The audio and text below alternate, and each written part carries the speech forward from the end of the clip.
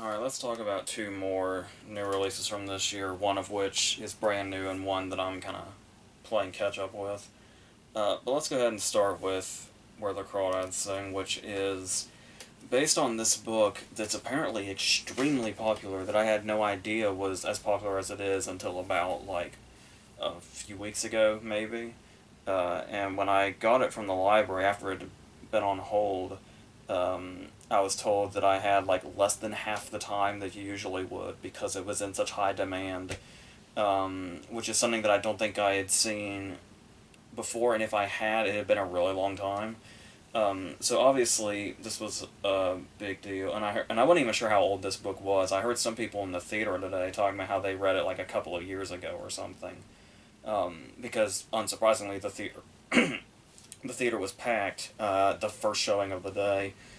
So yeah, so this is not typically the kind of movie that I go into having read the source material, but curiosity just eventually gets the better of you, especially when you start hearing enough. And yeah, I was kind of worried going into it though, because after I had read the book and I had thought, yeah, I could see this making, a solid movie if they do it right, especially with Reese Witherspoon's been plugging the shit out of it and seeming like extremely passionate about it. And it's always great when Reese Witherspoon's really passionate about something with what she's been putting out, like with TV and stuff like that. It's been really exciting to see what exactly she wants to bring to the screen. So, and this book seemed like a perfect thing to be adapted.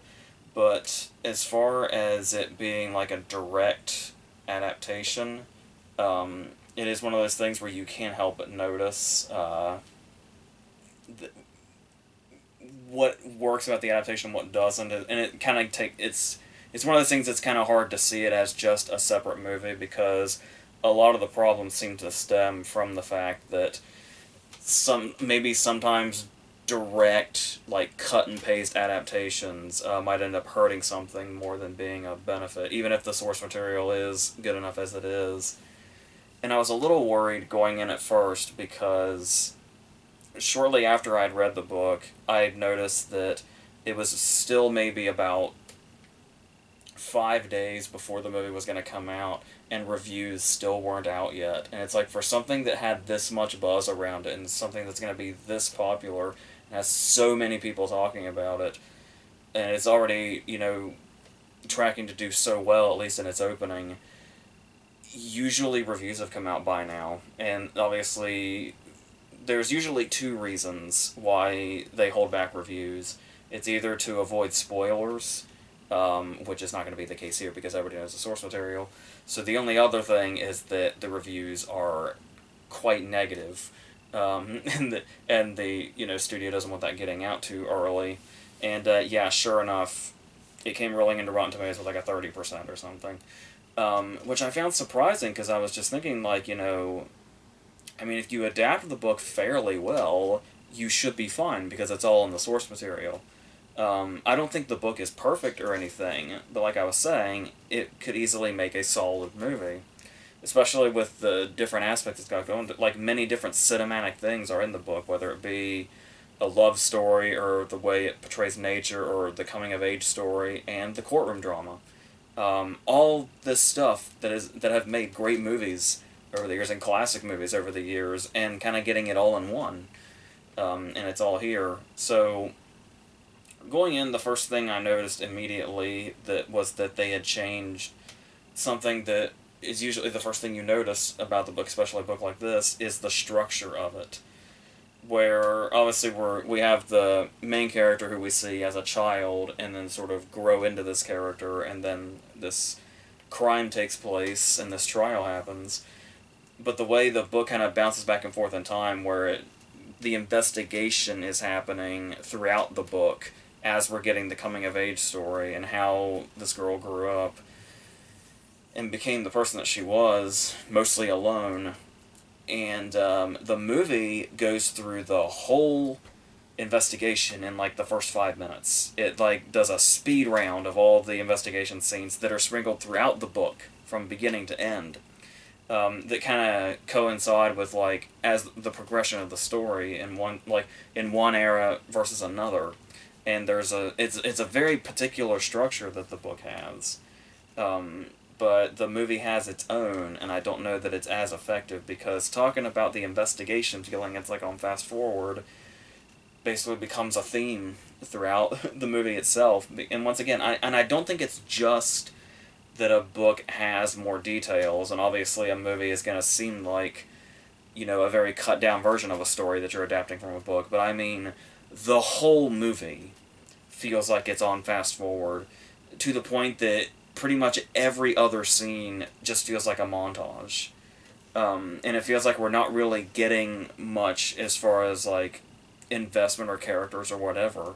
And it's like there's a lot of stuff here where it feels like you would have to know the book for it to be like it's not just you can like the best adaptations people can just take without really knowing the source material much, and then it's just like if you do know the source material that's going to really enhance the experience of the movie. But here it seems very reliant. I'm pretty sure there's even lines in the movie that don't even have context unless you've read the book, that might just seem totally random to somebody that hasn't. And I don't know if that's the way you want to go, as far as, like, being too faithful to the source material to the point where it's almost like they forgot what was already in their script versus what was in the book, because they started to become one so much. But even so, a lot of the stuff that's missing here is stuff that's very important as far as telling a movie's story also, like the sense of community in the town, even though a lot of it should be Kaya growing up by herself as a child, which is the most intriguing stuff in the book, at least I thought it was, where she gets where her family leaves because of their drunk dad, and then eventually the drunk dad disappears and is never heard from again, leaving this very small child to just fend for herself and, like, use what she remembers her mom doing as far as cooking and live off of that, and then the way she sometimes has to live in darkness because she runs out of candles, and then how she goes about, collecting things to make money and selling them to the local shop and all that. And it's like that's just montaged away, that whole thing. It's just 1 minute we get the Hakuna Matata shot. It's like in 1 second she's a child, and then in the next second she's an adult now, or a young adult now, or whatever. And just all that in between is gone. And it's like, and like I said, to me that was always some of this interesting stuff. And it's like that in itself, Kaya raising herself in the middle of nowhere as a child into young adulthood, that's a whole movie there. Like, that could have been an entire movie by itself, and it could have at least been half of this movie, and they just, like, skipped over it completely, because we've got to get to the love interests, and basically us trying to figure out which GQ model she's going to end up with, even though we already know that one of them is dead in the opening scene, which is the investigation we've practically skipped over. With in particular, I feel like the red hat here especially is something that I feel like is going to be lost on a lot of the viewers that have not read the book, because it's like I feel like the movie specified that the red hat was a big deal, but the movie never specifies why, or if they did, it was very quickly to where a lot of viewers will probably blink and miss it. It's so it's like it's obscenely faithful to the book, but also, like I said, I don't know if there's cases where it's like it not necessarily betrays the book, but it's like it betrays the book by relying too heavily on it, like relying too heavily on the fact that, oh, people will know this because pretty much anybody that seeks this movie out will surely have read the book since the book is so popular, which is, like I said, once again, not necessarily the way you want to go as far as the adaptation process, but yeah, so as far as and even talking about it, them cutting so much out, I guess you could say there's moments where the book does that also, because there's one point towards the very end where there is a drastic jump in time, and this same drastic jump in time does happen that way in the book, But when it happens in the movie, I actually heard somebody like a few seats over from me say that was fast, like out loud, and it's so I so I don't I'm trying to figure out exactly how you could have condensed this into a 2 hour movie without having to take so much out. And I definitely would have started with leaving a lot of her childhood in, and maybe not speeding through the investigation because it's the crime angle that seems like it's practically tacked on here, even though it's the wraparound story. And it should be. That's the thing that we're thinking about often because, like I said, the way the book is structured to where that's all throughout, it's like every time something happens in the main story, you're kind of thinking like, okay, how is you're really looking at the details because you're like, how is this eventually going to tie into the crime that has been committed? But I guess there'll be plenty of times I'm sure where the audience forgets that a crime has even happened and a trial is currently happening, because of the way they don't really divide the focus here. I would say it seems the biggest problem with the movie is the editing, with the way all of that is done. But like I said, there's also stuff like the sense of community where one of the big things is how the town is this very lived-in place, and they're also this place that has completely shunned her. And it's like you get this sort of opposites effect, where it's like where she's in the middle of nowhere by herself, and having to live this way with nothing around her, just emptiness and just this silence and only like the noises of nature and like the insects and animals to give her some sort of her own community. Whereas here, everybody's really close to everybody. Everybody knows everybody. Everybody knows everybody's connection and all that. And it's like that's one of the things that really amplifies Kaya's side of the story is how much community is on this other side of the story that's against her. But you get no sense of community whatsoever. The first time we see the bar, when we see Dave Strathairn for the first time, very early on, it looks like a set, and it's got like 3 people in it.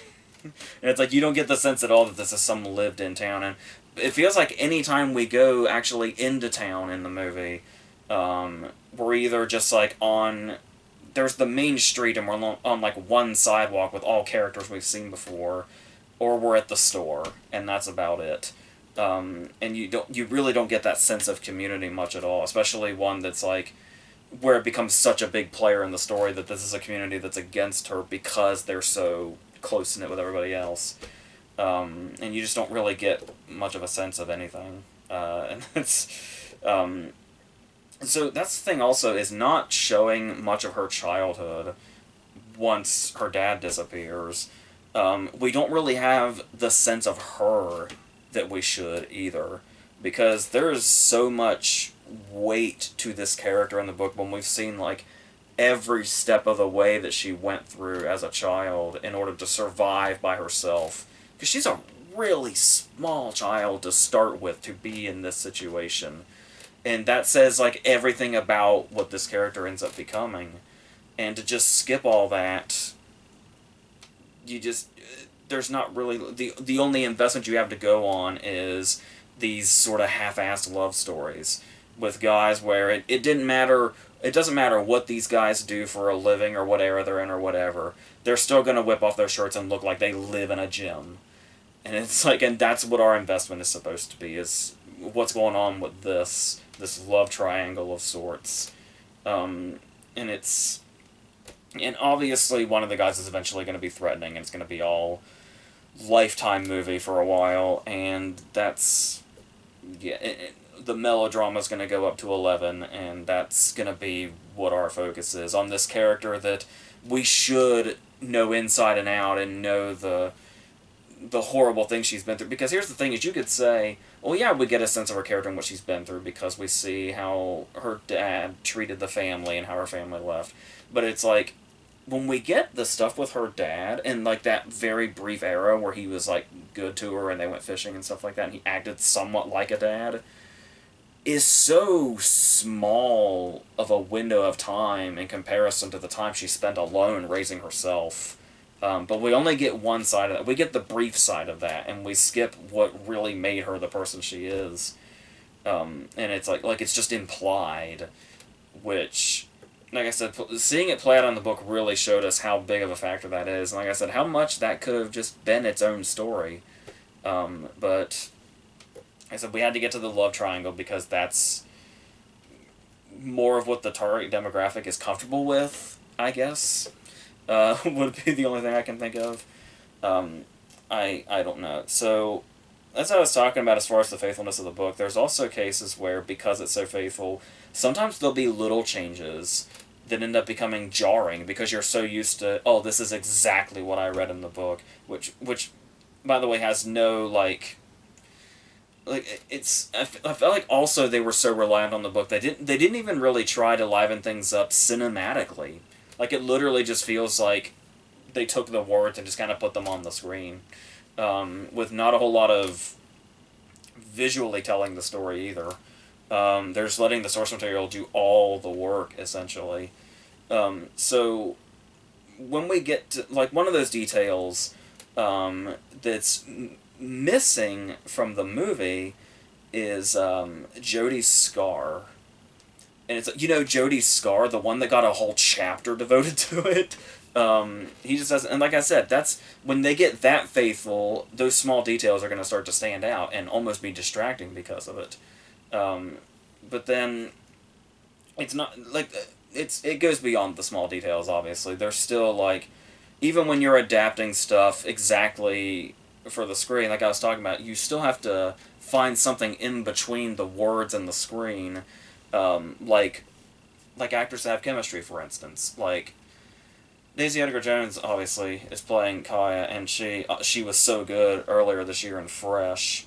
Doesn't seem to have much of a strong hold on this character, but like I said, the movie doesn't really give her much of the. I mean, surely she read the book as an actress, but it still felt like the story they were telling in the movie, with all of that cut out, that there's not really much room here for her to, like, play off of, I guess. And then you've got another, actor that's shown that he's really talented lately, is Harris Dickinson. And so these are two talented actors, but there's no chemistry here whatsoever between them.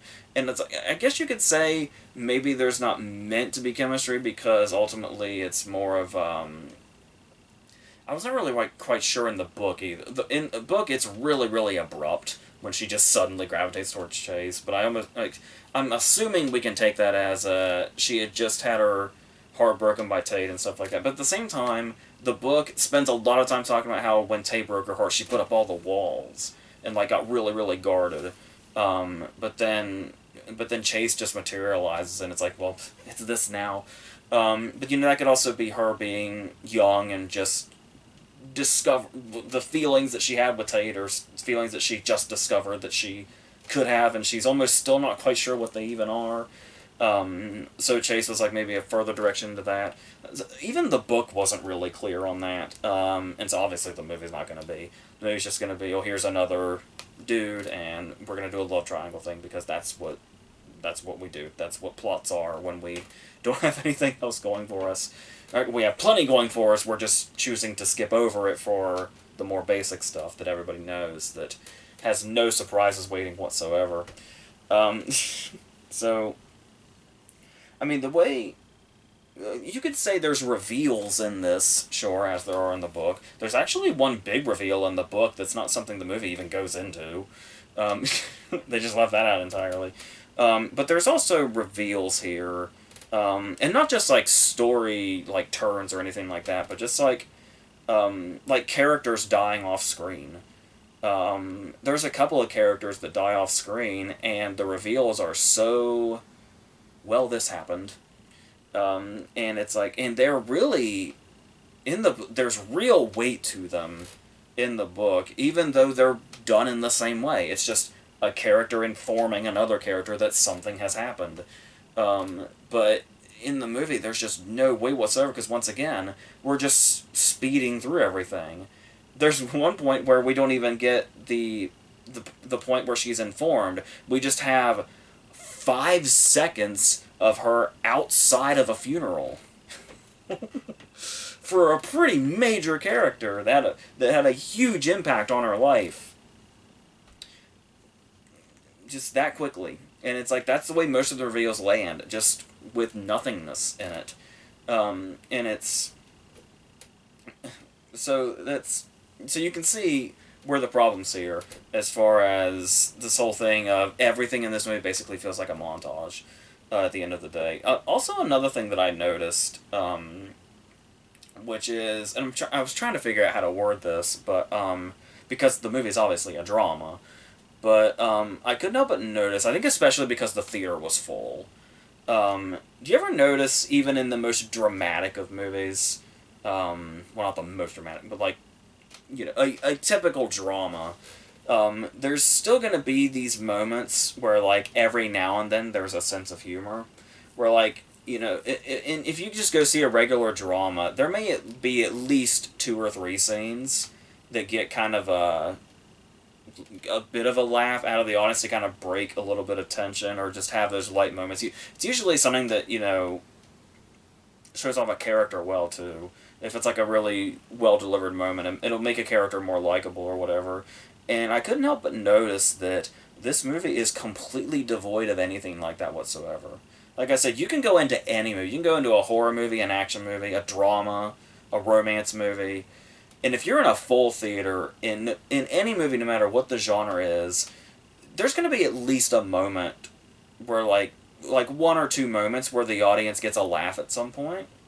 And I don't think that ever comes in this movie. If it did, it landed so poorly that the crowd that I was with didn't notice, apparently. And I didn't notice. So that's something that, when it's missing, you kind of start to notice after the fact, and how much that can help the balance of what's going on in a movie and how an audience feels. And when it's missing and just everything feels like the movie's just a drone for a straight 2 hours, and the audience just essentially feels the same emotion at the same level for a straight 2 hours, is basically what this movie is. Because, like I said, even those what's supposed to be big emotional reveals just land completely flat.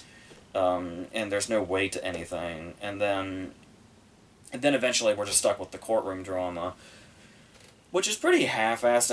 And I do have to say the courtroom stuff felt pretty half-assed in the book too. Like the defense that they had, and, you know, all that stuff. Like, everything felt very...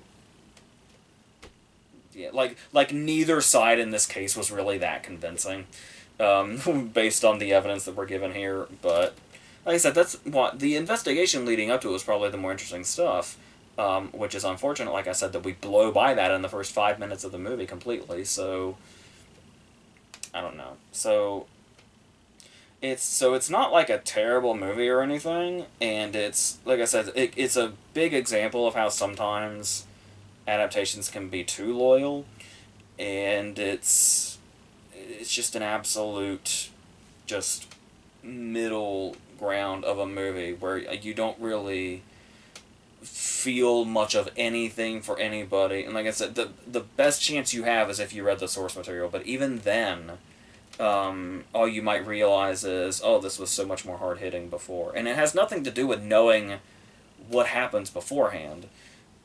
It's all about that delivery and that execution, and there's just really not much of a delivery or execution here at all. Like I said, it's just basically like the movie version of saying, it's basically like an audiobook with the blandest pictures it can have, is what this movie is.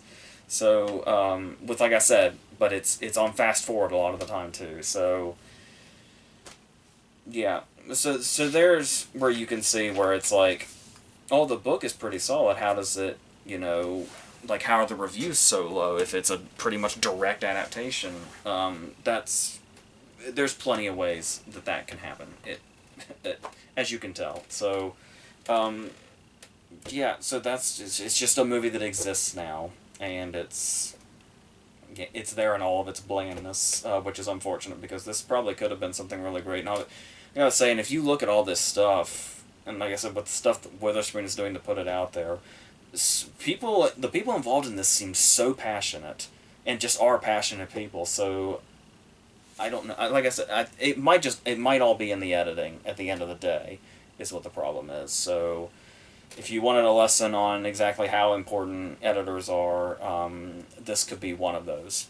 This could be one of those lessons. So, yeah, that's what that is. So it's just gonna come and go. I guess it'll be popular for like this week, and then might probably just drop off, and then we won't hear about it again. So, unless Taylor Swift gets her song nominated, which is possible, then it'll come back for a little bit, but then Taylor Swift will be the face of it, and that's all you'll remember about it.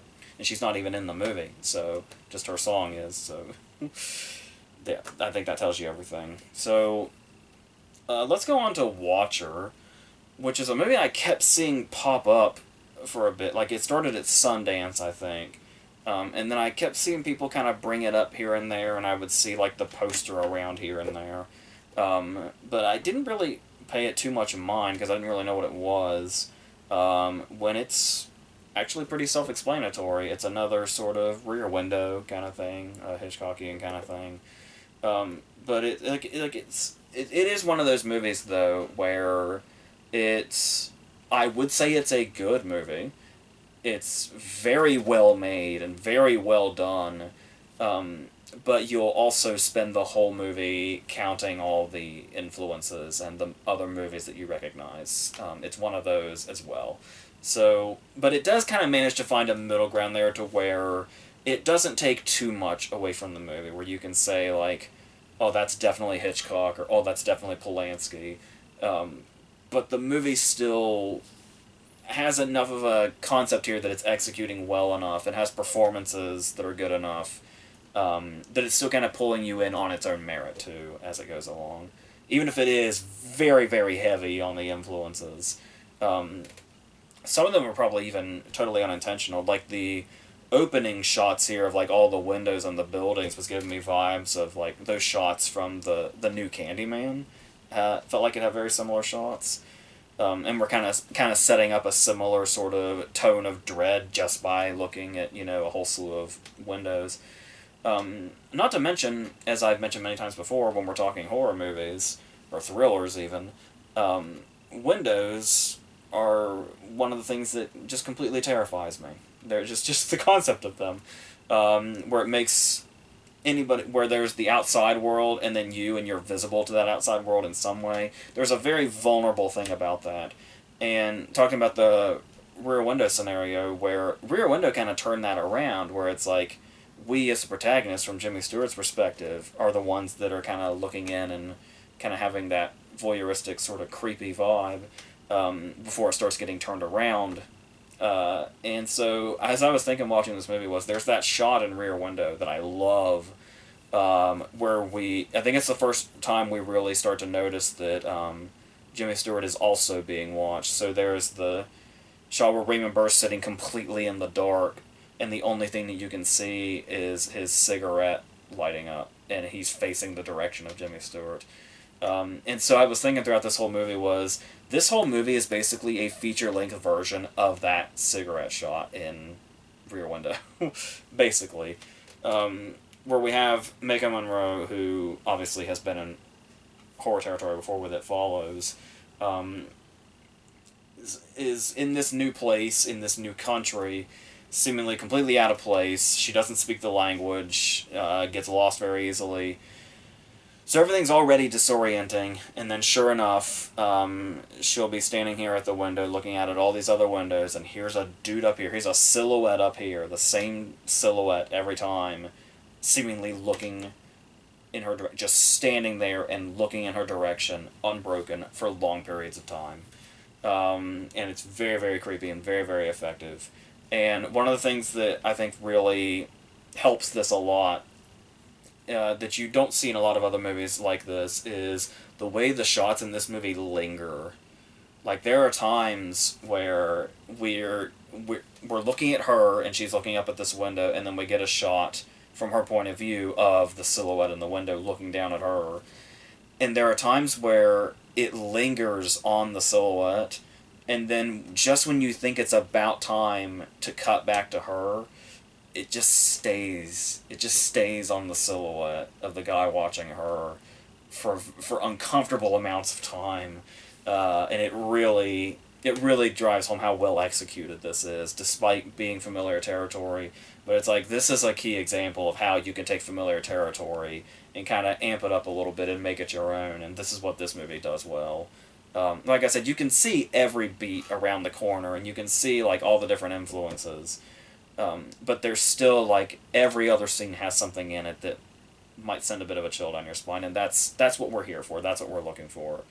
And I said, I was talking about how there's a lot of Polanski vibes in this too, particularly Rosemary's Baby was coming to mind, obviously, with like the idea of being in this new place and not knowing who your neighbors are, and a husband that seems very flippant about what you're discovering or what you're potentially discovering.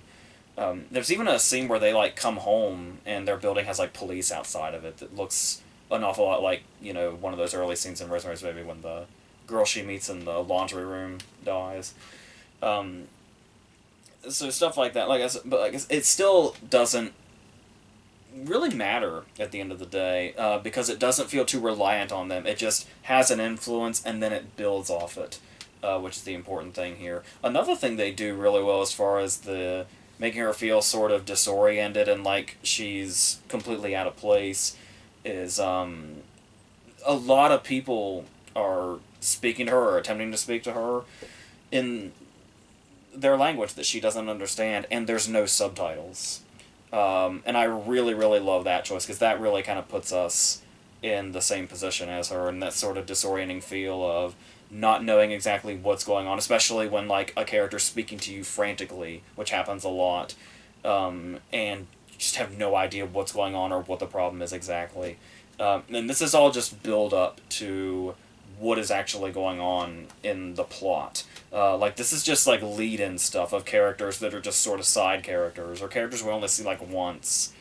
And so the way they set that tone for what's to come, I think really helps how effective this all is in a relatively subtle way, which is nice. And there's also talking about the subtlety of the way they handle this, because it's very easy to get heavy-handed with this kind of material, especially when you're dealing with like paranoia and stuff like that. But I love the way that for a long time we don't really completely see a lot of the background people, because I saw Burn Gorman's name in the opening credits, and it was like, okay, he's probably going to be the sort of main suspect here because he plays a lot of, you know, unsavory characters. But what I really like about his casting, though, is that he can seem equally threatening and unthreatening, depending on what the role is, because he's also done a lot of comedic roles. So I thought he was a great actor to cast, to kind of have that constant, it seems so obvious that this guy could be bad, but then there's also, like, reasonable doubt at the same time. So that was really skillful casting on whoever's call that was. But the idea that we don't really see for a while, like, who is around her. We get the sense that there's people that she's paranoid of around her, but we're not even always sure. Like, sometimes you're like, is that the same figure that she saw before, or is that a different figure? And the way it's just sort of shot and cut, you're kind of never quite sure all the time. And then there's times where it's like people seem like they're right up on her, but like I said, they still do it so subtly to where they put you in her position where you're not quite sure if you're seeing what you think you're seeing as far as the way of what exactly is going on here. And it's like, is it just her, you know, being paranoid or whatever, or is it something that is almost blatantly, yet somehow also subtly threatening? And obviously a lot of that's going to fall on what Megan Monroe is bringing into this, where she's got a lot of internal and external battles going on with this, where there is the external battle of, you know, trying to get people to believe that there's definitely something off here, but there's also that, you can sense an internal battle where it's like, she's kind of dealing with like, oh, maybe this can be explained away, but at the same time, it's way too off, and then it's like, and then with the interactions with her husband also, it's like trying to find, like she really, you get the sense at first that she obviously doesn't want to believe that something off is going on, but it's getting harder and harder and harder for her to convince herself until she's eventually completely enveloped in it. And it's like, once she's convinced, it's like she's alone in a nightmare, and going on that, and the way they handle that is done really well. And like I said, yeah, there's gonna be like Polanski vibes and stuff like that, but it's still, and the performance especially, and the way it's put together, everything feels effective, and you kind of stop getting distracted by, oh, this reminds me of this director or this movie or whatever, um, and it really starts to work itself out. Um, and what's really interesting also, when I was talking about how it feels like there's people that are like right on her, like right on top of her practically. Um, I think the creepiest scene in the movie is one that happens from far away. It's one of the ones where she's in, her apartment, and the figure's like up here watching her. Like I said, and there's a bit of an interaction here, and it's so, like, it gave me a cold chill, because it's so well done. Um, and at the end of the day, though, at the risk of saying too much, that's your warning. Um, Movies like this pretty much always come to an inevitable conclusion. Where it's like, where you're watching a movie and you know its concept and you're seeing it play out, and then after a while it occurs to you, how else could this possibly end but the way movies like this typically do? And this doesn't really deviate from that. So, but once again, though, if it's done effectively enough, I don't really think that matters. Because most of the movies I can think of that are like this are typically movies that I like, even if you can tell, what's going on or what's going to happen or where it's headed. It's all in the execution, and this movie nails its execution. So, and what it's going for. So, yeah, I'm a fan of this. So I think that's all I have to say on these two. So the next thing is going to be Nope, I guess, and whatever else is going to be out around that time. I also might be catching up on some stuff that'll be on there as well.